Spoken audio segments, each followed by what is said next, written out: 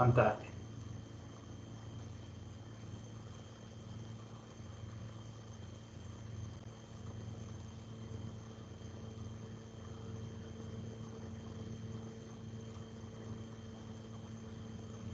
Bien, ayer estuvimos platicando acerca del problema de la cinemática directa. Recordemos que la cinemática directa en un robot consiste en encontrar la posición X, Y, Z y la orientación, roll, pitch y yaw de el efector final, de la herramienta, del último extremo del robot, como quieran nombrarlo, a partir de su configuración. Cuando decimos la configuración de un robot, nos referimos a qué valor tiene cada una de sus articulaciones, ya sean rotacionales o sean prismáticas. Entonces, a final de cuentas, cada uno de estos movimientos en el espacio articular, es decir, en los grados de libertad que tenga el robot, nos va a generar un desplazamiento en el espacio de la tarea. Fíjense, aquí ya estamos nombrando dos espacios presentes en un robot. El primero es el espacio de la articulación, que nos dice básicamente qué configuración tenemos, qué combinaciones de valores para cada una de las articulaciones están presentes, y el espacio de la tarea. El espacio de la tarea es todos aquellos puntos 3D o 6D en este caso, porque también vamos a considerar la orientación que el robot puede alcanzar, ¿sale? Entonces, el problema de cinemática directa consiste en cómo yo traslado la información del espacio articular al espacio de la tarea. En la clase de ayer estuvimos analizando lo que es el método geométrico, que a final de cuentas nos da una noción de cómo hacer eso, ¿sale? Pero pues ahí hacemos bien el análisis geométrico y establecemos relaciones trigonométricas para encontrar proyecciones de los eslabones y del efector final respecto a cada uno de los ejes del sistema base o del sistema inercial. Entonces, cuando dijimos que era válido para robots a lo mejor hasta de 3 grados de libertad, siempre y cuando no fuera una geometría demasiado caprichosa, pero si ya hablamos de robots con más grados de libertad, pues el método se empieza a ser más complicado y empieza a resultar inoperante. Y sobre todo resulta inoperante porque al final de cuentas, digamos, el controlador propio de los robots manipuladores en la industria, pues tiene que precisamente calcular esa parte, la cinemática directa, y también calcula la cinemática inversa, pero pues eso lo veremos en su respectivo momento. Entonces, si yo me tardo tiempo en calcular esa cinemática directa con pura trigonometría, pues al robot también le va a costar trabajo hacer los cálculos, bueno, al controlador o a la computadora del robot, hacer esos cálculos para determinar dónde anda el herramental, ¿vale?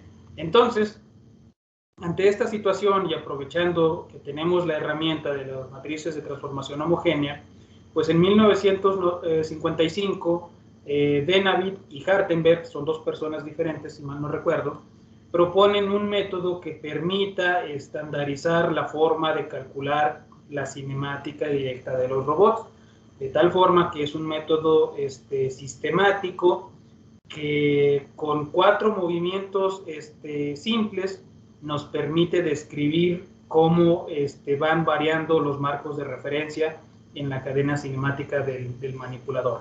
Entonces, como estamos trabajando con la matriz de transformación homogénea, se le considera un método matricial. Y les digo, establece la localización que debe tomar cada sistema de coordenadas dentro de la cadena cinemática del robot, es decir, los marcos locales para cada una de las articulaciones. Entonces, haciendo este método, pues se sistematiza lo que es la obtención de las ecuaciones cinemáticas de toda la cadena completa, ¿vale? Es decir, voy a quedarme al final con una matriz de transformación homogénea total que me dice desde la base a tu efector final qué tanta distancia te has movido entre los 3 ejes y qué tanto has rotado alrededor de los 3 ejes, ¿vale? Entonces, precisamente este algoritmo nos va a permitir movernos entre marcos de referencia, es decir, entre los marcos de referencia de las articulaciones. Vamos a ir haciendo, ¿cómo decirlo? Como si fueran tipo checkpoints de los videojuegos. Entonces vamos a comenzar desde la base y a viajar a través de cada uno de los marcos de referencia que nosotros hayamos puesto en cada una de las articulaciones o en cada uno de los grados de libertad del manipulador. Ahora, Para hacer este movimiento o para hacer esta navegación a través de estos marcos de referencia, estos personajes propusieron 4 movimientos. A final de cuentas, nosotros si queremos ir de un marco de referencia a otro, tenemos al menos 3 ejes. Tenemos X, Y y Z y 3 giros, ¿sale? Entonces, es decir, tenemos un espacio de 6 dimensiones para desplazarnos sobre ese pues ese camino que me están dictaminando los marcos de referencia. Entonces vimos también en un ejercicio que les dejé la parte de las rotaciones, de hacer rotaciones en un sentido y luego hacer rotaciones en otro, y concluimos que no terminamos en el mismo lugar. Entonces, en un espacio de 6 dimensiones, precisamente de llegar a un punto a otro, se complica. En un espacio bidimensional, para llegar de un punto A a un punto B, pues hay un sinfín de caminos, pero a final de cuentas podemos llegar de manera relativamente sencilla. En el espacio ya tridimensional, les digo, incluso en el de 6 dimensiones, pues esto se complica. Entonces, lo que dijeron estas personas es, vamos a simplificar las cosas, vamos a deshacernos del eje Y, vamos de alguna manera a regresarnos al plano, al XZ, y sobre ese plano vamos a trabajar, o al menos con esos 2 ejes. Entonces, técnicamente los 4 movimientos que ellos proponen para garantizar llegar de un marco de referencia a otro y ¿cómo se dice? No solamente llegar, sino quedar orientados de la forma en la que tiene que quedarse orientado, lo hacen con estos 4 movimientos. El primero es una rotación alrededor del eje Z anterior. Vamos a empezar a rayonear, vamos a empezar a hacer grafitis y vamos a usar colorcitos para que quede más, más entendible este asunto. Entonces, supongan ustedes tienen aquí un marco Z1, tienen un eje Z1, no, aquí ya ando mal, me regreso, tienen un eje X1 y van a tener un eje, está muy chillante un eje Y1, ¿sale? Ese es mi primer marco de referencia, que a final de cuentas les digo es como un checkpoint, ¿sale? Entonces, de alguna forma yo quiero llegar a otro marco de referencia, ese marco de referencia digamos que es un marco móvil, y pues tiene por ahí movidos sus ejes, ¿no? Entonces aquí sería un eje Y2, ahora vamos a suponer que el eje X2 está por aquí, y aplicando regla de mano derecha, pues el eje Z2 estaría por aquí, ¿sale?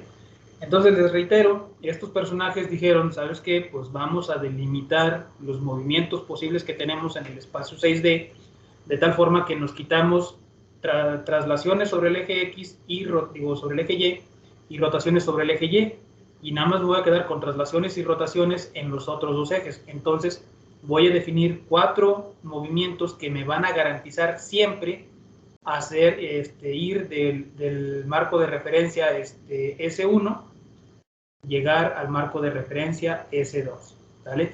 Y el primer movimiento que yo puedo hacer o que yo tengo permitido hacer es rotar alrededor del Z anterior, porque yo quiero ir a S2, entonces voy a girar alrededor de Z1 una cierta cantidad de grados, y a ese parámetro yo lo voy a nombrar como θi, ¿vale?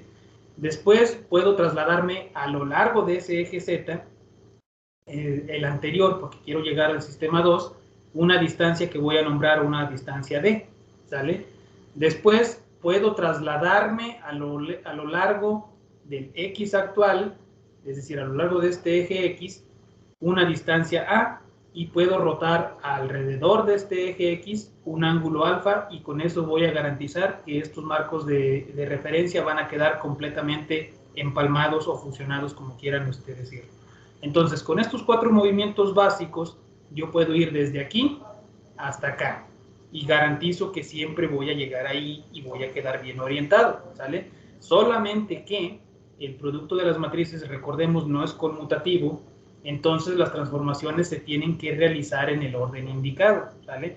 No puedo decir, primero me traslado a lo largo de X y luego me traslado a lo largo de Y, porque no me van a dar esa combinación, no me va a garantizar llegar al marco de referencia S2, ¿vale? Entonces, esa es la primera, el primer descubrimiento que ellos hacen, que con 4 movimientos se puede uno desplazar de manera correcta en el espacio de 6 dimensiones, ¿vale? Entonces, de ese modo, respetando esos 4 movimientos y respetando ese orden de operaciones matriciales, tenemos que para ir desde un eje de coordenadas anterior al actual, yo necesito rotar en Z cierta cantidad de grados, trasladarme sobre Z cierta distancia, después trasladarme sobre X y después rotar sobre X, ¿vale? Entonces, este es el orden en el que se tienen que hacer esas operaciones, de tal forma que, multiplicando sus respectivas matrices de transformación homogénea para cada uno de estos movimientos, me quedaría una matriz de transformación homogénea de esta forma, ¿vale? Ahora, esto siempre se tiene que respetar en ese orden de movimientos, pero como a lo mejor se nos puede complicar, se nos puede olvidar, ellos diseñan un algoritmo que al final de cuentas es una serie de pasos que se tienen que cumplir para garantizar un cierto resultado. Entonces, aparte de eso, de garantizar que con esas operaciones se puede llegar de un marco de referencia a otro, como estamos hablando de sistemas estructurados, sistemas mecánicos que tienen una cierta estructura y que tienen una cierta morfología, pues entonces el algoritmo comienza desde cómo tengo yo que definir los marcos de referencia en cada una de estas articulaciones para garantizar que estos 4 movimientos que estoy diciendo me permitan llegar de un marco de referencia a otro, ¿sale? Es decir, no puedo tener marcos de referencia aleatorios y decir que voy a seguir estos pasos para llegar al otro marco de referencia, ¿sale? Tengo que seguir una estandarización para determinar cómo debo posicionar estos marcos de referencia. Entonces, el primer paso del algoritmo de Dennavik-Kartenberg consiste en numerar los eslabones, comenzando precisamente como 1, el primer eslabón móvil de la cadena. El primer eslabón que se mueva, el primero que tenga movimiento, ese va a ser el eslabón 1. Y terminando con n, porque al final de cuentas estamos hablando que es un robot con n grados de libertad. Y habíamos mencionado anteriormente que los grados de libertad coinciden con las articulaciones y coinciden con el número de eslabones. Para el caso de la base fija o de la parte que no se mueve, la parte inercial del robot, esa se enumera como el eslabón 0, ¿sale? Después, cada una de las articulaciones, en cada parte donde tengamos nosotros este movimiento o algún elemento que genere el movimiento, la vamos a numerar desde 1, comenzando como la primera que tenga el primer grado de libertad, es decir, la articulación que una al eslabón 0 con el eslabón 1, esa va a ser mi articulación 1, y terminaríamos con la articulación n, porque estamos hablando otra vez de n grados de libertad, ¿sale? Posteriormente, hay que localizar el eje de cada articulación, es decir, alrededor de qué eje se genera el movimiento. Si estamos hablando de un motor o de una articulación rotativa, pues el eje será su propio eje del motor, ¿sabe? Su propio eje de giro. En el caso de una articulación prismática, pues el eje va a ser en la dirección en la que tenga el movimiento o el desplazamiento, ¿sale? Entonces, si ustedes tienen por ahí un tornillo sin fin, pues el eje de movimiento va a ser a lo largo del tornillo sin fin, ¿vale? Pero si tienen un motor, pues es a lo largo del eje del motor donde se produce ese movimiento, ¿vale? Entonces, si yo ya tengo numeradas las articulaciones, ya tengo numerados los eslabones y ya identifiqué dónde se produce el movimiento, si es rotación prismática o articular o rotacional, pues entonces para las articulaciones desde i igual a 0 hasta n menos 1, voy a colocar el eje z, el zi, sobre el eje de la articulación i más 1, ¿sale? Es decir, para cada motor yo voy a poner el eje z hacia donde apunta el eje del motor, y para cada articulación prismática el z lo voy a acomodar hacia donde sería el movimiento positivo de esa articulación prismática, ¿sale? Ahí voy a colocar cada una de las zetas. En el quinto paso voy a situar el origen de este sistema de referencias en cualquier punto sobre ese eje Z0, ¿sale? Después, los ejes X0 y Y0 pues se van a formar de tal forma, se van a formar de tal manera que se forme un sistema de extrogiro, es decir, un sistema ortonormal, ortogonal, que aplique o que respete el criterio de la mano derecha, ¿sale?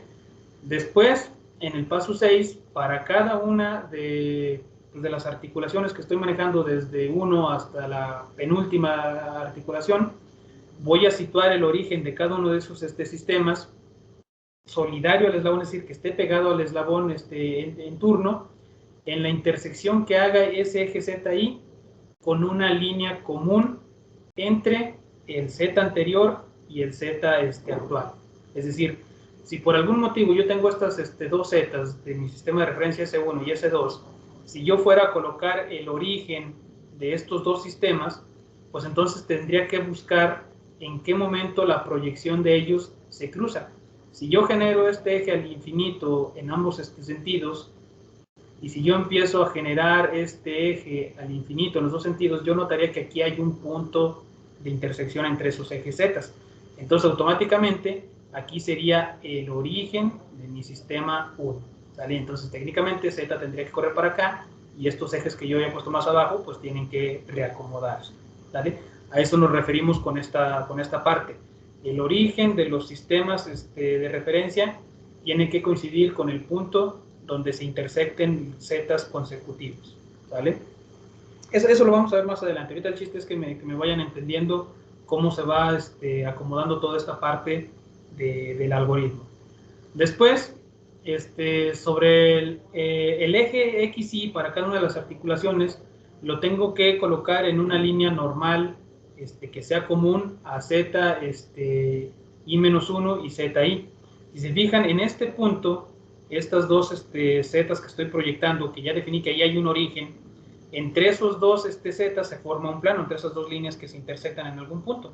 Entonces ahí lo que me dice es que el eje X yo lo tengo que poner de manera normal, es decir, perpendicular a ese plano. Entonces, técnicamente, este eje que yo tengo aquí, pues lo tendría mal orientado, ¿sale? No estoy respetando esa ¿cómo se dice?, convención de Dynamic-Hartenberg, porque este eje X está paralelo al plano que me están formando el Z1 con el Z2. Entonces lo correcto es que vaya hacia acá o hacia acá, y ahí sí me formaría una línea normal al plano entre las zetas. ¿Se entiende esa parte?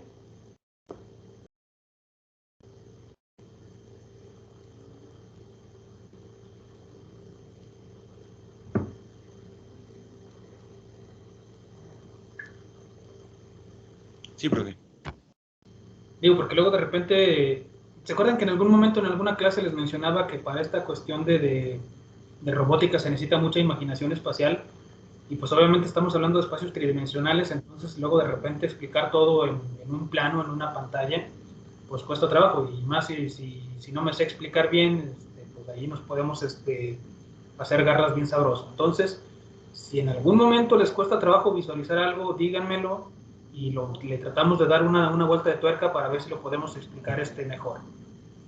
Yo sí no lo entendí bien, profe. ¿Podría repetirlo? Con gusto. Mire, vamos a regresarnos. Voy a regresarme, voy a quitar este Z. Voy a quitar estas proyecciones. Vámonos, ya no me dejó quitar más. Bueno, déjenme borro aquí esta parte. Voy a quitar estos ejes para no confundirlos. Eso no lo tenía que quitar. Ahí está, el sistema S1. Voy a quitar estos ejes para no confundirlos, porque estamos de alguna manera siguiendo el algoritmo de Dynamic-Hartenberg, ¿vale?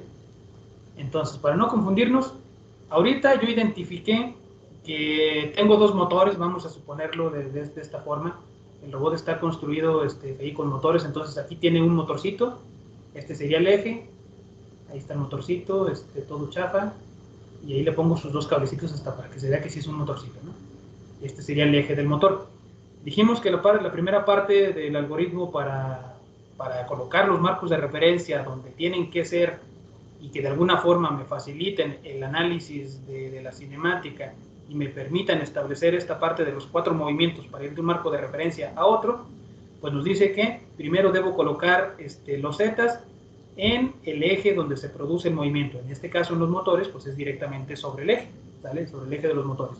Entonces, acá de este lado, yo voy a tener otro motorcito que iba a estar dándome movimiento para este otro eslabón. Ahí los eslabones pues van a estar ficticios, ¿sale? No los estamos viendo ahorita, nos interesan meramente los motores, ¿sale? Entonces, técnicamente esta proyección que tenemos aquí es como si el motor estuviera saliendo ¿cómo se dice? pues de la pantalla, ¿sale? No es que lo ponemos ahí en 3D, medio proyección isométrica malamente, para ver si se alcanza a visualizar mejor. Entonces, en el punto, dijimos, en el punto 4, no, en el punto 5 del algoritmo de Navier-Hartenberg, nos dice que hay que colocar el origen del sistema de referencia anterior. Ahorita estoy analizando qué necesito para llegar al sistema de referencia S2. Eso es lo que estoy analizando ahorita. Entonces, para llegar a S2 me dice que avancemos o que proyectemos los ejes Z que acabamos de encontrar, que los proyectemos al infinito en ambas direcciones, hasta que en algún momento estos dos zetas se crucen entre sí. Entonces, fijan, aquí yo encontré el punto de cruce de esta proyección de este motor con este otro motor, ¿sale? ¿Sí se entiende esa parte, el punto de cruce? ¿Se alcanza a visualizar la proyección ahí toda chafa? Sí, profe, Sí. eso sí. Ok. Entonces, si estamos ahí en esa parte, esta cosa, quítate. Entonces, técnicamente lo que tengo que hacer es, ok, este eje Z lo voy a subir un poquito más para que me dé chance de dejar Z1 entre estos dos, y aquí yo tengo el origen 1, ¿vale? Ese sería mi origen 1. Entonces, a partir de este origen van a nacer el eje X y el eje Y, ¿vale? Entonces, estoy en este paso 6 donde dice que todos los orígenes tengo que hacer las proyecciones de los ejes Z para ir buscando dónde se proyectan. Si por acá hubiera otro motor, ok, pues déjame proyecto los Z, busco dónde se crucen y ahí voy a colocar el origen de mi sistema de referencia anterior, porque ahora ya estoy buscando cómo pasar al sistema de referencia 3, ¿vale? Pero como ahorita quiero llegar a 2, 2 es la meta, dejen vamos a utilizar otro colorcito, ese 2 es a donde quiero llegar, ¿sale? Y ese 1 es de donde vengo. Entonces, el siguiente paso en el de Navier-Hartenberg 7, en el paso 7, me dice que tengo que situar cada una de las X en estos marcos de referencia que voy a colocar en cada robot en una línea normal, pero que sea común al Z anterior, es decir, a Z1 y a Z2. Ahorita estoy en 12, estoy en el sistema de referencia 2. Entonces, en el momento en el que se intersectan estas dos líneas, yo tengo que colocar una línea normal. O sea, si ustedes intersectan dos líneas, forman un plano, ¿están de acuerdo? Sí. Ok. Entonces, en estas dos líneas se están intersectando, aquí se forma la esquina y allí definí el origen. Entonces, de este origen, ya sea que me vaya hacia la derecha o ya sea que me vaya hacia la izquierda, ambos sentidos formarían una línea normal o una línea perpendicular al plano que me están formando estas dos proyecciones de los ejes Z. ¿Sí se entiende esa parte?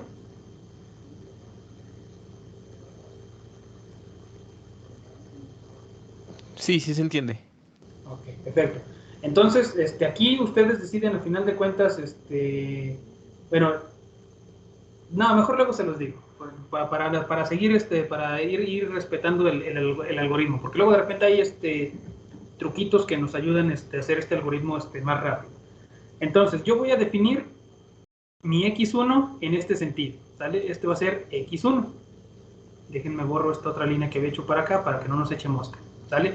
Entonces, el paso 7 nos dice que yo voy a situar cada una de los ejes X en la línea normal que esté común entre el Z anterior, que en este caso es Z1, y el Z al que quiero llegar, que en este caso es Z2. Entonces ahí defino el X1. El X2 pues lo voy a definir con el Z3 y así me voy. Eso es una cadena cinemática, ¿sale?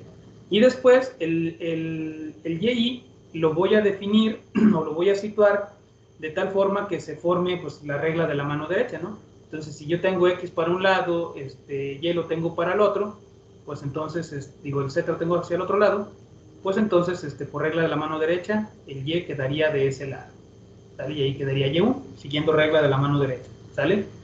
Y después, para finalizar, ya una vez que puse todos los Z, que puse todos los X y que puse todos los Y, pues el sistema último va a quedar en el extremo del robot. Profe, pero, por ejemplo, ahí Y1 no se empalma con Z2.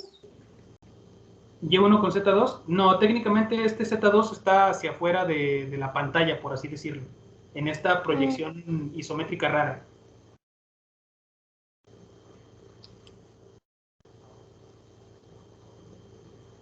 ¿Sí se alcanza a apreciar esa parte?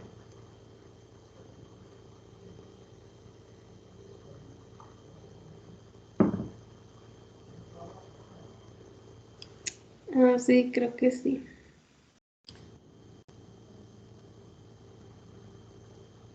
Espérenme, les estoy mintiendo. Les estoy mintiendo. Fíjense lo que dice aquí. Aquí me confundí. Déjenme borro. Híjole, ya lo regué. Si no es que los voy a confundir bien quedó. A ver si no. Ahí está. Dice, ¿dónde están los orígenes? ¿Dónde están los orígenes? Situar el origen del sistema en cualquier punto del Z0, luego esto lo situamos acorde a la regla de la mano derecha. El eje, el origen, en el eslabón Y, la intersección de ZI, de I igual a 1 hasta N. Dice aquí situar el X actual, yo puse el X menos 1, entonces ese X 1 que les decía, o mejor dicho, el X actual, tiene que ser perpendicular. Pues aquí pondría X2 porque estoy hablando de XY, no estoy haciendo XY menos 1. ¿Sí se fijaron el error que tuve?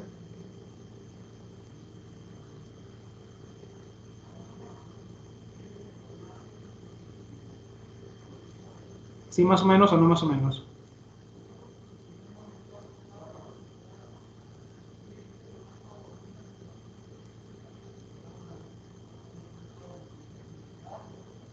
Entonces, el X no sale del origen 1. Ahorita estoy con el, ¿cómo se dice? Con el X actual. En este ejemplo hipotético, a lo mejor por eso está la bronca. Fíjense, desde acá, desde el paso 5, yo defino los tres ejes, los defino de un golpe.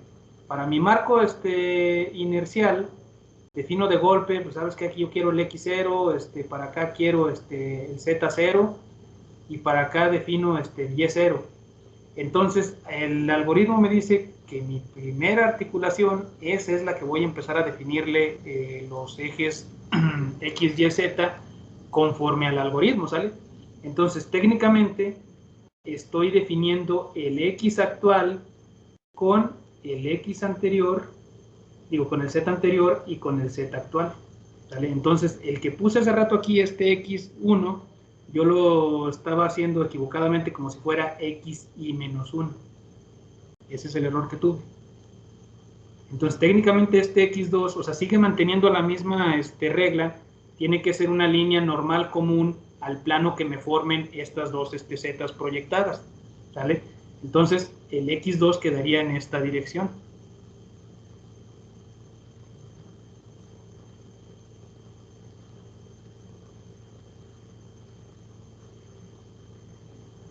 ¿Sí aclaro la confusión o los confundo más?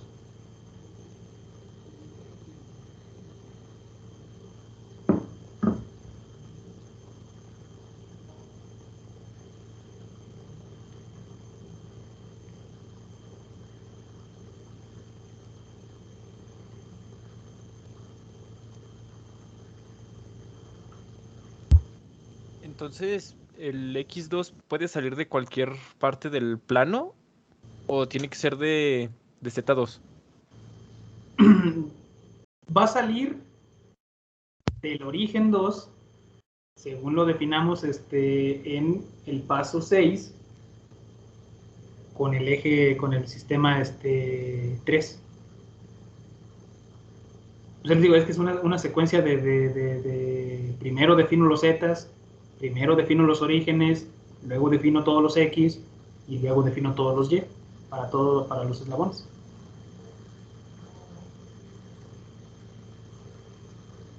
Ok. ¿Sí? Bueno, vamos a dejar esa pequeña confusión que creé ahorita, y con el ejemplo creo que va a estar más claro, porque ahorita trabajar nada más con dos posibles eslabones sí está complicado, porque al final de cuentas necesito una cadena cinemática pues más grande para poder visualizar correctamente todo este asunto. Bueno, el caso es de que después de que terminé de colocar todos los X, aquí la parte importante en el paso 7 es que sea perpendicular al plano que me formen entre dos zetas consecutivos. Así se tiene que colocar los X. Los ejes Y, pues se colocan de modo que se forme un sistema coordenado que respete la regla de la mano derecha. En el paso 9, situamos en el extremo del robot o en el efector final del robot, situamos el marco de referencia S subíndice N, de tal forma que Z coincida con la dirección del Z anterior y que XN siga siendo normal pues a la unión de estos dos Zetas. Pero fíjense, ZN coincide con la Z anterior, o sea, están en la misma dirección, y X, pues entonces puede formar una línea perpendicular con esas dos líneas en cualquier dirección, pero tiene que ser normal a esas dos, o sea, a esa línea, ¿vale? Continuando, déjenme borrar estos garabatos de aquí adentro. Llegamos al paso 10. Del paso del 1 al 9 es meramente colocar los marcos de referencia en cada una de las articulaciones del robot. Pudiéramos decir que esa es la primera parte del algoritmo. Colocar correctamente los marcos de referencia para cada articulación. En el paso 10 yo voy a obtener los parámetros θ que me indican qué ángulo tengo que girar en torno al Z anterior para que el X anterior se alinee o quede paralelo con el X actual, ¿sale? Les digo, esto ahorita lo vamos a platicar rápido para no confundirlos más, y en el ejemplo créanme que yo creo que va a quedar más claro. Después en el paso 11 yo voy a obtener el parámetro D como la distancia medida a lo largo del eje Z anterior que tengo que desplazar el marco de referencia anterior para que X actual y el X anterior queden perfectamente alineados, queden empalmados. En el paso 12, el parámetro A me dice la distancia que me tengo que mover a lo largo del X actual o del X anterior, porque al final de cuentas ya están empalmados en este punto del algoritmo. Aquí dice que ahora coincide con el eje X actual. Los ejes X en el paso 12 tienen que quedar empalmados sí o sí, ¿vale? Y esa sería la distancia que tengo que desplazar el nuevo marco anterior, porque este marco anterior ya rotó y se desplazó a lo largo de Z, para que ahora los orígenes coincidan, ¿sale? Ahora el origen del marco anterior con el actual quedan perfectamente empalmados, ya no nada más los ejes X.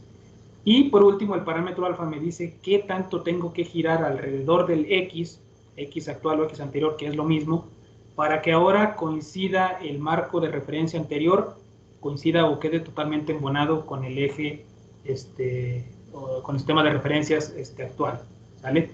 Es decir, técnicamente me voy a llevar el marco de referencia que tenga en este motor, lo voy a trasladar y rotar para que quede perfectamente empalmado en el marco de referencia que tendría la siguiente articulación. Después de que tengo todos esos movimientos, todos esos parámetros ya calculados, pues lo que sigue es obtener las matrices de transformación homogénea que me llevan desde este punto a este otro punto y que las vamos a definir en la ecuación 6. No sé si las vamos a definir o ya las definimos. Ahorita nos fijamos. Y por último, la matriz de transformación homogénea total, que me dice desde la base hasta el extremo final qué es lo que tengo que hacer para que el marco de referencia se empalme directamente, ¿vale? Es decir, hacer la multiplicación consecutiva de la matriz de transformación homogénea local de 0 a 1, de 1 a 2, de n-1 hasta n, así sucesivamente, ¿sale? Entonces, para tratar de quitar se me olvidó el 16. Y por último, pues esta matriz de transformación homogénea define la orientación que tiene mi robot respecto al marco de referencias inercial y la posición, que es el vector de traslación que ya habíamos visto anteriormente, de el extremo, es decir, del herramental referido a la base, es decir, midiéndolo a partir de la base del eslabón para las n coordenadas articulares, ¿sale? Es decir, eso es tal cual la cinemática directa. Creo que aquí tengo un ejemplo, sí tengo un ejemplo. Vamos a verlo, aplicar el algoritmo de Navier-Hartenberg para ver si con el ejemplo nos queda mucho más claro, ¿vale? Aquí tenemos un robot de 3 grados de libertad. Todas las articulaciones son rotacionales. Cada uno de estos pues, cilindros representa un un grado de libertad, o bien en este caso pues representa un motor, ¿sale? Entonces, la primera parte dijimos es colocar directamente los ejes Z en el sentido a donde apunta el eje de cada uno de los motores. Ese es el primer paso que hay que hacer. Entonces, para esta parte, pues digamos este primer eslabón, ¿para dónde estaría el Z? Pregunta seria.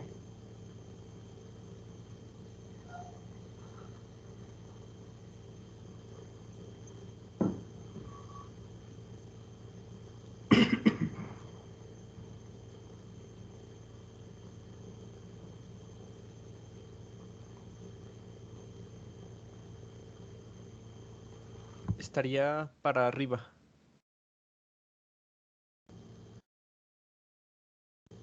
Puede estar para arriba o también puede estar para abajo, ¿están de acuerdo? Porque a final de cuentas, pues no sabemos la posición del motor, pero si lo queremos poner para arriba está perfecto. A final de cuentas, recuerden, esto del modelo cinemático, de la cinemática directa, es un modelo matemático que me describe el comportamiento de un sistema. Entonces, fíjense desde aquí lo interesante, que cualquier variación que ustedes puedan tener en un motor, si lo ponen a la izquierda o a la derecha, pues a final de cuentas les va a dar un modelo diferente, pero no por eso el resultado va a estar equivocado, ¿vale? Antes de colocar los Z, se me andaba pasando, ahorita me acordé, yo debo colocar los sistemas de referencia, es decir, dónde va a estar cada uno de mis sistemas de referencia, es decir, tengo que identificar, ¿cómo se dice? Pues sí, vaya, ¿dónde voy a colocar las flechitas? Entonces, técnicamente yo tengo que decir dónde van los orígenes. Aquí va a estar el origen S0, aquí va a estar el origen S1, digo, el sistema S1, el sistema S2 y el sistema S3. ¿Sale? Recuerden que el sistema S3 corresponde con los grados de libertad, entonces técnicamente tengo 3 grados de libertad, por ende, este último sistema de referencia pues va a estar colocado en el efector final, ¿sale? Entonces, ahora sí, después de colocar los sistemas de referencia, pues debo colocar los zetas, ¿sale? Y entonces, como dijo su compañero, el primer Z, Z0, lo voy a poner hacia arriba, ¿sale? No más de ondas, porque se me ocurrió, los Zetas de los otros dos motores que están técnicamente en paralelo, pues los voy a colocar hacia acá, como si estuvieran saliendo de la pantalla, ¿sale? Para que lo visualicemos de esa manera. ¿Sí están de acuerdo con esa colocación de los ejes Z? ¿Por qué como si fueran para afuera de la pantalla? Ahora sí que por gusto. Digo, también se pueden poner como si fueran hacia dentro de la pantalla, o uno y uno. Y les digo, esa parte queda a discreción de cada quien. O sea, bueno, cuando estamos haciendo un ejercicio de este estilo, cuando estamos con un robot real, pues obviamente que hay que ver cómo está el motor posicionado, ¿vale? Pero como aquí no sabemos ni qué onda, lo estamos definiendo así por conveniencia.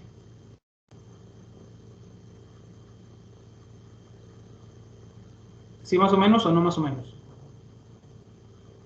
Sí, más o menos. Sí, más o menos. Ok, perfecto. Después de colocar los ejes Z, el siguiente paso es colocar los ejes X. En el caso de X0, se pone arbitrariamente para donde ustedes lo quieran, ¿vale? El chiste es que me forme un, ¿cómo se llama? Pues sí, un sistema, una regla de la mano derecha. Así lo dice el algoritmo de Dennard-Hartenberg. En mi experiencia, yo considero que irlos poniendo de uno por uno como que luego a veces es más conveniente, ¿vale?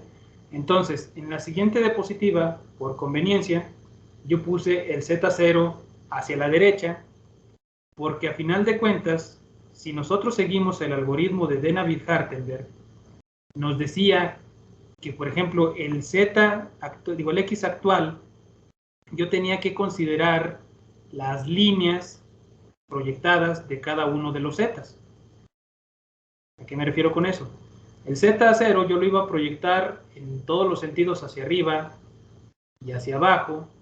El Z1 lo iba a proyectar hacia arriba y hacia abajo, hacia afuera y hacia adentro en este caso. Y donde se cruzaran, ahí iba a colocar el X actual, ¿sale? Ahorita estoy en el sistema S1. Entonces, si se fijan, X1 quedaría para este lado, para el lado derecho. ¿Sí están de acuerdo con esa colocación de X1? Sí. Entonces, como de alguna manera yo me adelanté un pasito y yo vi que X1 iba a estar para acá, para la derecha, pues entonces dije, pues de una vez voy a poner X0 en ese mismo sentido. Ahí es un poquito jugar con esta parte, porque los parámetros de David-Hartenberg, el teta, el D, el A y el alfa, me dicen las rotaciones y traslaciones que tengo que hacer alrededor de estos ejes. Y si recordamos, había el parámetro teta que precisamente me decía rotación a lo largo del eje Z anterior para yo alinear el X, alinear los ejes X. Entonces desde ahorita digo, ya están alineados. Si se fijan, ahí hice ese truco por esa cuestión, ¿no? Entonces, por eso les digo, a veces conviene no definir de un golpe el marco de referencia 0, porque luego nos puede dar ahí unas bronquillas, ¿sale? Entonces ahí nomás fue un pequeño, digamos, una violación al algoritmo de David-Hartenberg, pero sirve para facilitar las cosas, ¿sale? Después, el siguiente, X2, si se fijan, dice el algoritmo que tiene que ser, ¿cómo dice el algoritmo? Normal al cruce o a la intersección de los zetas. ¿Sale? Entonces, en este caso, tanto Z1 como Z2, porque yo voy a colocar ahora X2, pues en ningún momento se intersectan, son dos líneas paralelas. ¿Están de acuerdo?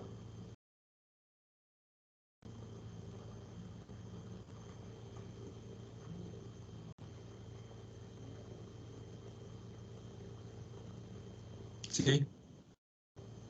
Para X1 fue muy fácil colocar X1 porque a final de cuentas Z1 y Z0 sí se intersectan, sí me forman un plano entre esas dos líneas, ¿vale? Entonces en la intersección tiene que salir una línea normal que va a ser X1. Para el caso de X2 yo no tengo ese plano porque esas rectas no se están intersectando. Entonces ahí el truco es X2, mándalo hacia donde está el siguiente marco de referencia, que en este caso va a ser S3. Entonces lo pongo en este sentido. Ahí me va a facilitar los cálculos, ¿sale? Entonces, si en algún momento ustedes tienen zetas paralelos, el X2 apúntenlo hacia donde va el siguiente marco de referencia. Esto no lo dice el algoritmo, pero facilita el cálculo, ¿sale? ¿Dudas respecto a eso?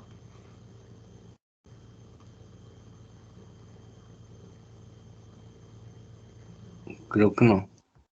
Ok. Después nos dice que ya teniendo colocados todos los ejes X, pues entonces ahora puedo colocar los ejes Y de tal forma que se me complete una regla de la mano derecha. Entonces el X0 iría para allá, me forma la mano derecha, Y1 iría hacia arriba, me forma regla de la mano derecha, colocando el pulgar en Z y los dedos, el dedo índice en X, y Y2 también me quedaría hacia arriba, ¿vale? Entonces con eso no creo que haya bronca, ¿vale? Y luego me dice que para el efector final, yo coloque el Z3 en la misma dirección que el Z anterior, que en este caso sería sería Z2, y el X que sea normal a esos Zetas. Por lo tanto, pues lo voy a poner Z para un lado, X hacia el frente, X3, se fijan, ahí sigo manteniendo alineadas las X, ahí también está un truco, casi por lo general cuiden que las X queden alineadas, y si no se puede, pues ni modo, no pasa nada. Y pues el Y3, pues me quedaría con regla de mano derecha hacia arriba. ¿Se entiende esa parte? Sí. Bien. Entonces, con eso, yo ya aquí, ya estamos cumpliendo hasta el paso 9 del algoritmo de David-Hartenberg, que consiste en colocar todos los marcos de referencia para cada una de las articulaciones o para cada uno de los grados de libertad del robot, ¿vale?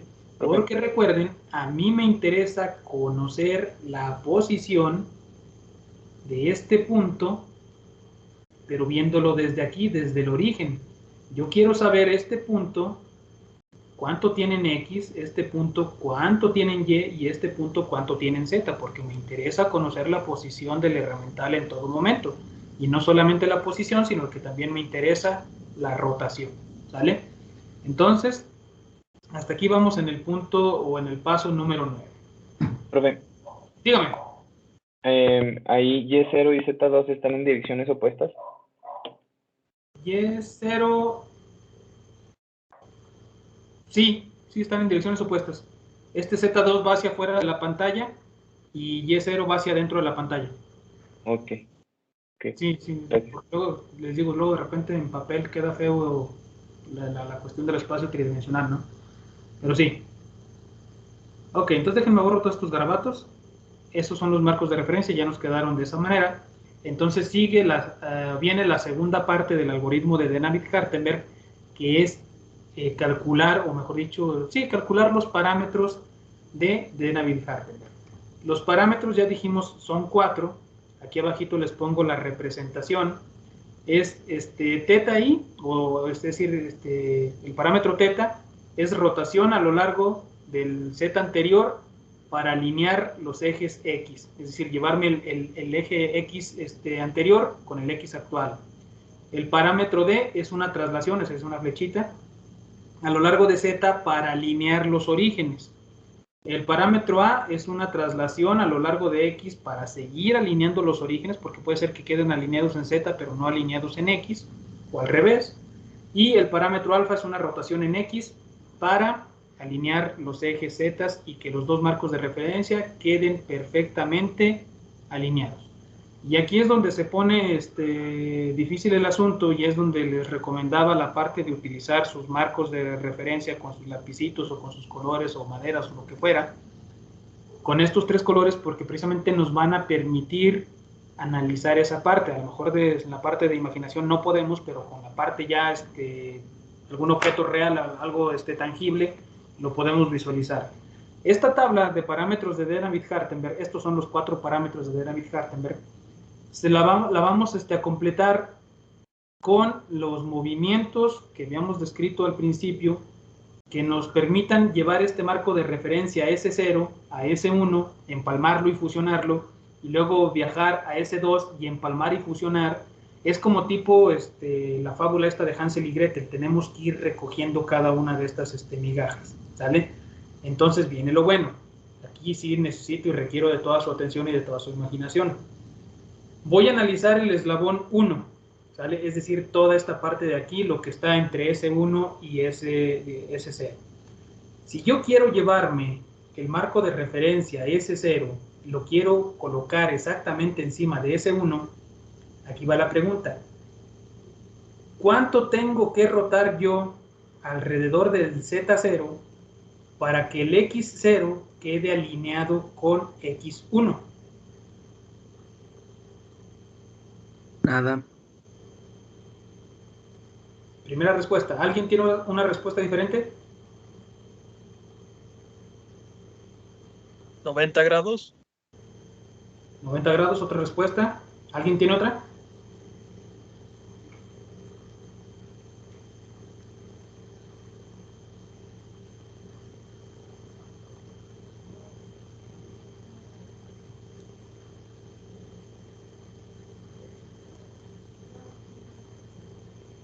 Bien. Ambas respuestas son correctas. Y van a decirme, caray, ¿pero por qué? Fíjense, dijimos que estos marcos de referencia estaban solidarios a los eslabones y estaban encima de las articulaciones. Entonces, técnicamente, yo aquí tengo mi primer grado de libertad, Q1. Aquí tengo mi segundo grado de libertad, Q2. Y aquí tengo mi último grado de libertad, Q3. ¿Sale? Entonces, su compañero que dijo que necesita 0 grados está correcto, porque X0 ya está alineado con X1.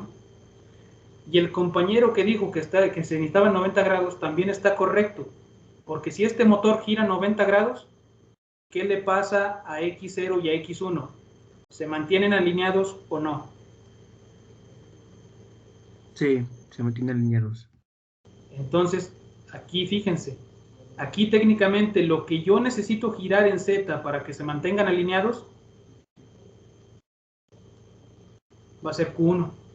Lo que gire mi motor, automáticamente estos dos ejes se mantienen alineados. ¿Están de acuerdo?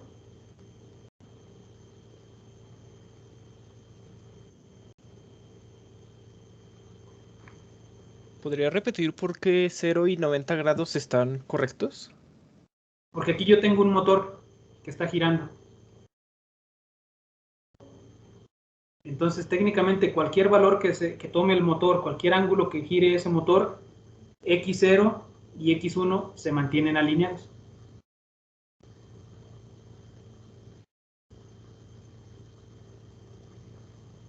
Ah, ya.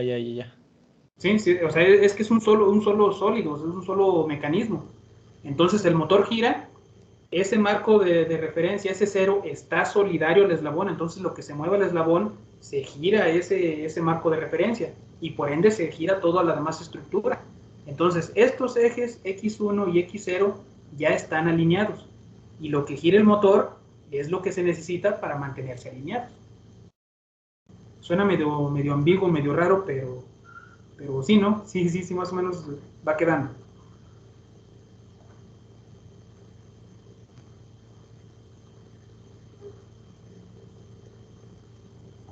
¿Sí más o menos o no más o menos? Sí, más o menos. Ok. Profe, ¿por qué cada Q1? Porque es la cantidad de grados que el motor va a moverse.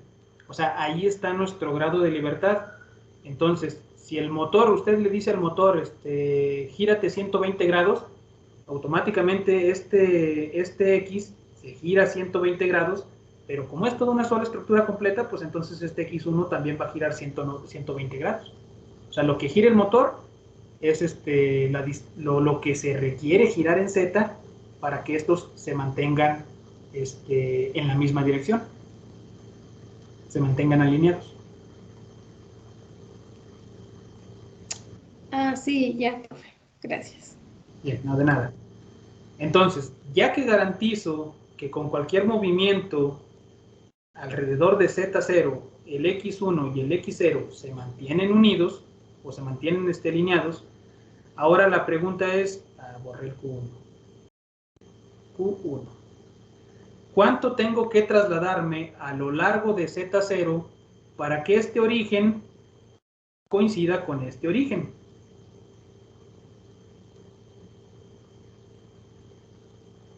L1. Perfectamente bien contestado. La distancia que tenga mi eslabón, eso es lo que tengo que desplazarme para que este origen se quede alineado con este origen. ¿Queda claro?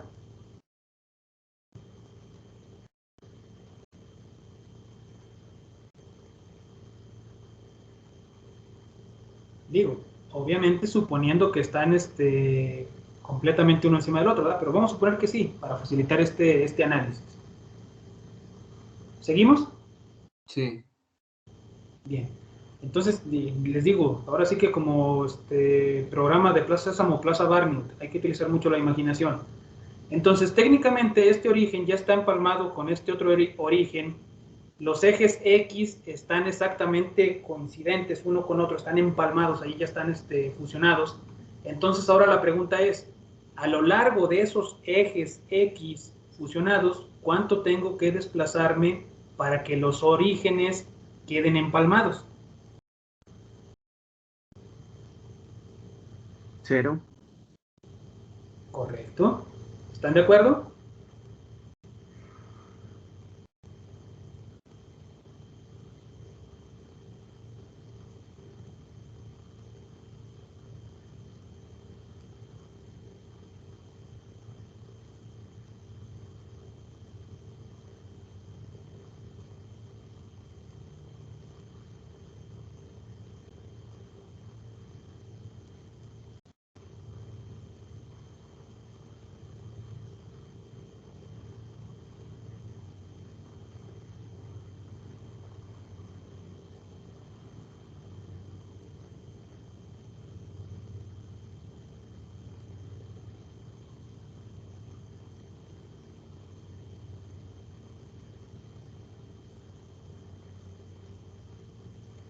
Si empalmamos los dos marcos de referencia con estos parámetros que ahorita estamos viendo, técnicamente estaríamos en este punto.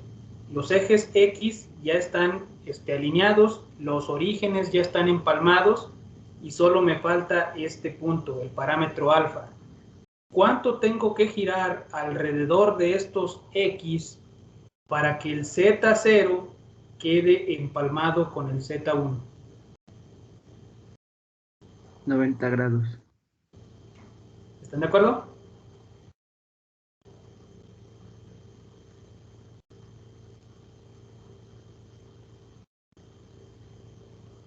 ¿Ya hicieron regla de mano derecho y todo el asunto?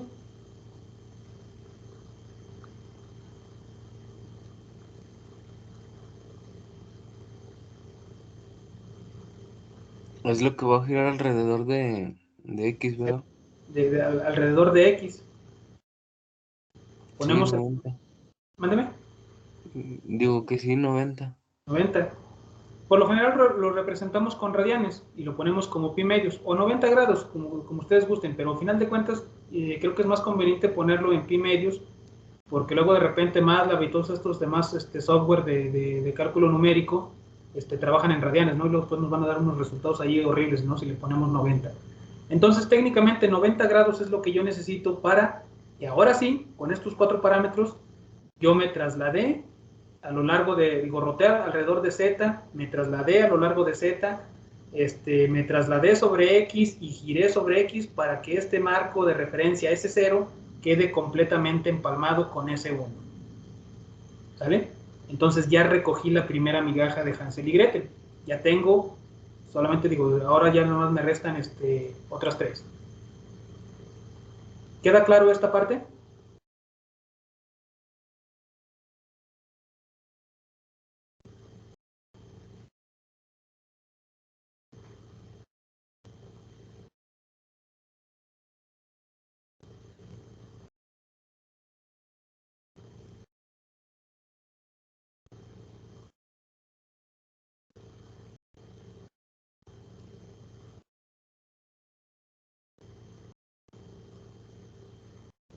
¿Seguimos?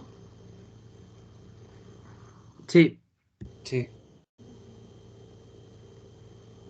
Ahora vamos con el eslabón 2. Esta parte ya quedó, el eslabón 1. Ahora voy con este de aquí, con el eslabón 2. El eslabón 2 tiene 2 marcos de referencia a final de cuentas asociados, el que está al principio y el que está al final de él, ¿vale? Entonces ahora voy a buscar cómo puedo llegar desde S1 a S2.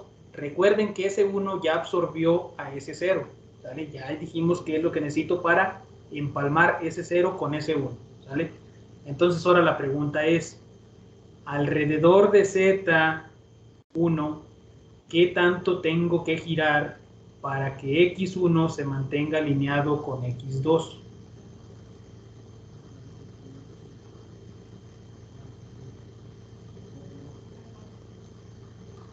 Cero.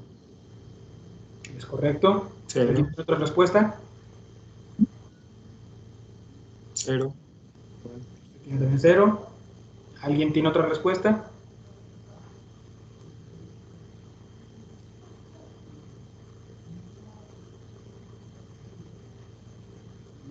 Bien. Recordemos que aquí en Z1 yo tengo un motor, tengo otro grado de libertad, tengo a Q2. Entonces, si ustedes le dicen a ese motor, gira 37 grados, ¿qué le pasa a X1 y a X2?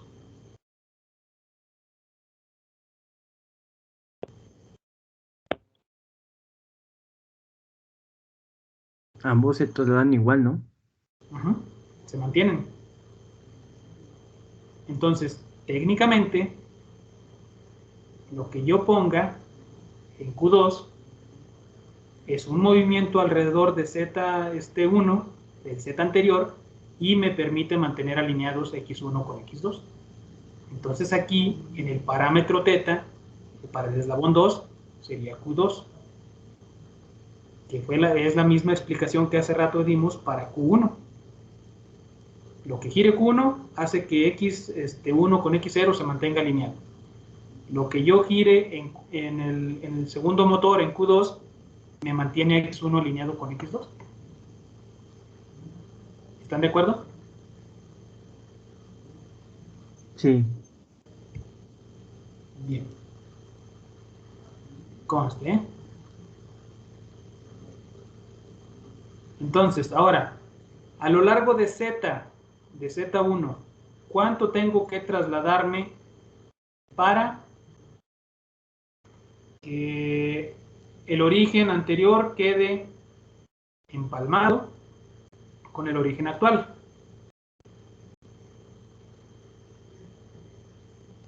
Dejen borrar ¿El de eso. ¿Ande? La distancia que hay entre ellos, nada más. Ay, ya les di el spoiler. La regué. Bueno, ¿qué alcanzaron a ver ahí? 0. Cero. Cero. Entonces, si se fijan, este Z, Z1 con Z2 son paralelos. Por lo tanto, por más que yo me desplace a lo largo de Z1 en cualquiera de las direcciones, este origen se mantiene separado de este origen, ¿sale? Entonces, técnicamente ahí, nada, o sea, mejor ni me muevo para no regarla, ¿sale? Es decir, ya están de alguna manera alineados respecto a Z. ¿Están de acuerdo? Sí. Ahora la pregunta es, respecto a X, ¿cuánto tengo que trasladarme para que los orígenes queden empalmados? L2. La distancia del eslabón 2, porque es el que estoy analizando. Entonces, con L2, pues los orígenes ya quedarían alineados. ¿Qué le pasó al eje Y1 con Y2 y a Z1 con Z2?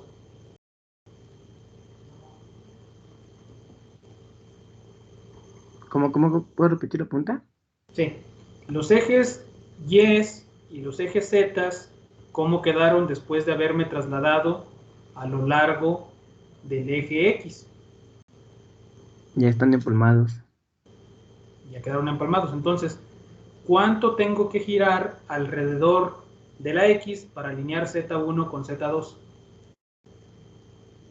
Nada. Nada. 0. Y ya completé mi segundo renglón de tabla de parámetros de Navier-Hartenberg para el eslabón 2.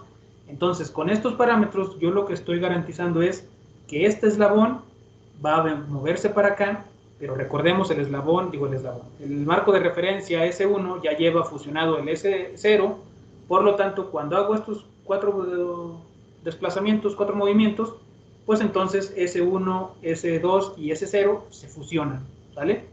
Entonces, técnicamente, ahí estarían ya los valores que nosotros necesitamos en ese segundo renglón de la tabla de parámetros de Navier-Hartenberg, ¿vale?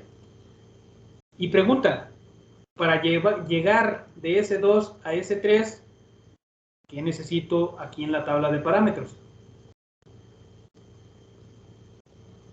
Q3, 0, L3, 0. ¿Coinciden? Sí, profe.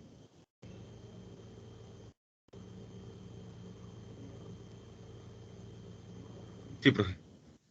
Sí, ¿verdad? Pues a final de cuentas ya vi que de S1 a S2 necesito esto, S2 a S3 pues están directamente en la misma orientación los tres marcos de referencia. Por lo tanto, lo único que me va a cambiar es precisamente la distancia L3. Entonces aquí iría Q3, bueno, ¿para qué lo escribo si ya lo tengo escrito? Sería Q3, el ángulo que yo necesito girar alrededor de Z para que las X se mantengan alineadas, traslación a lo largo de Z, pues 0, porque ya están los orígenes alineados respecto a Z. Para alinear los orígenes respecto a X, pues necesito trasladarme lo que valga el eslabón L3, y la rotación a lo largo de X, pues no es nada, digo, es 0, porque ya están en la misma orientación. Entonces, con esto ya tengo la tabla de parámetros de Navier-Hartenberg completa, y ahora sigue calcular las matrices de transformación homogéneas locales para ir de un marco de referencia hasta otro. Es decir, ahí dejen borrar sus garabatos, La matriz de transformación homogénea se calcula de la siguiente manera. Es decir, la matriz de transformación homogénea que está asociada al eslabón 1, es decir, para ir de 0 a 1, se calcularía de esta manera. Coseno de teta menos seno de teta por coseno de alfa. Noten que aquí hay una i para cada uno de los eslabones o bien para cada uno de los renglones. ¿Sale? Entonces esta sería la fórmula de la matriz de transformación homogénea que engloba los 4 movimientos que vimos al principio, de tal forma que se respete el orden de esos movimientos para garantizar que puedo ir de un marco de referencia hasta otro. Sustituyendo los valores que tenemos en la tabla en cada una de estas posiciones según corresponda, la matriz de transformación homogénea que va desde 0 a 1, o dicho de otra manera, la matriz de transformación homogénea para el primer eslabón quedaría de esta manera, la matriz de transformación homogénea para el segundo eslabón quedaría de esta forma, y la matriz de transformación homogénea para el tercer eslabón pues quedaría de esta forma, ¿vale? Después dijimos que íbamos a calcular la matriz de transformación homogénea total e íbamos a hacer una multiplicación consecutiva de estas matrices. Por lo tanto, la matriz de transformación homogénea total, la que va desde 0, el origen de la base, hasta 3, quedaría de esta manera. ¿Cómo se dice? Una cosa así grosera, de multiplicación de funciones senoidales. Pero fíjense que estamos resolviendo la cinemática directa porque toda esta matriz queda en función de las coordenadas articulares. Lo que ustedes pongan en Q1, en Q2 y en Q3 se va a ver reflejado en la orientación, que son estos tres, esta matriz de aquí, estos 9 elementos, esto es la rotación, y va a quedar en la traslación en X, que es este elemento, en Y y en Z. Entonces de ahí obtengo la posición y la orientación del herramental a partir de las coordenadas articulares que tiene el robot. Y de esta manera resolvemos la cinemática directa. ¿Dudas? Profe, ¿se multiplican a 1 a...? Sí, A1 por A2 por A3. Profe, Q0, bueno, Q1, Q2 y Q3, ¿qué es lo que representan? Las variables articulares, es decir, el ángulo de cada motor. Ok, gracias. Sí, de nada.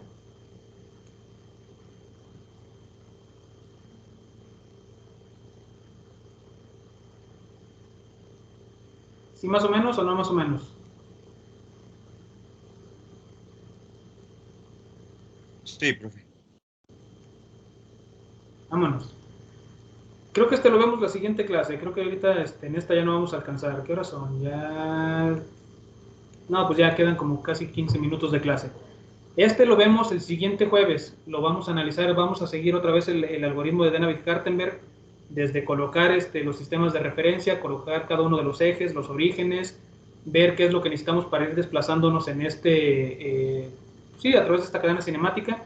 Aquí lo interesante es que ya tenemos por ahí una articulación prismática ahí metida para precisamente ver esas otras variantes y encontrar las matrices de transformación homogéneas locales para cada marco de coordenadas o para cada eslabón y la matriz de transformación homogénea total. Les encargo mucho, repasen el ejemplo que vimos, repasen el algoritmo que está aquí en las diapositivas, traten de, de seguirlo, de analizarlo, de digerirlo de manera correcta. Obviamente no espero que lo memoricen ni espero que lo dominen a la perfección, porque esto es cuestión de práctica. La verdad es, les digo, todavía a mí se me resbala esta parte, les ando echando mentiras cuando les escribo el algoritmo, ¿verdad? Pero créanme, es muy interesante. Ya cuando queda todo esto programado y simulado en MATLAB, pues se ve bien chido, bien padre. Entonces, no sé si tengan alguna duda, comentario, inquietud. Sí, sí está feo, señor.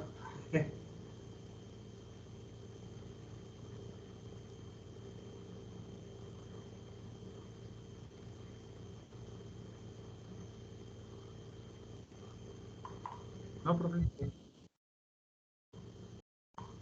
Bien, entonces, pues yo creo que hasta aquí le dejamos. Cuídense mucho, les agradezco su asistencia, su atención, su participación.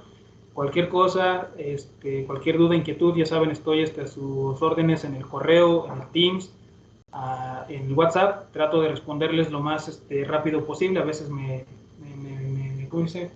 Me distraigo un poco, pero pues ahí trato de estar a sus órdenes. Entonces nos vemos el siguiente jueves. Repasen esto, créanme, es muy importante, sobre todo para futuros proyectos y cosas que van a hacer y cosas que vamos a analizar también más adelante. Digo, porque todavía no nos falta la parte de meterle control a esta cosa, ¿no? Entonces eso es parte de la materia y eso sí lo vamos a hacer. Entonces nos vemos el jueves, cuídense mucho, buen fin de semana, pórtense bien, estamos en comunicación. Gracias, profe, igual. No, buen fin. Cuídense, gracias, igualmente. Hasta luego, buen fin. Gracias. Gracias. No hay de qué, señor.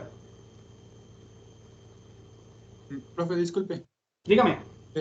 Las tareas de control, ¿se las podemos mandar todas en un mismo correo o una por correo?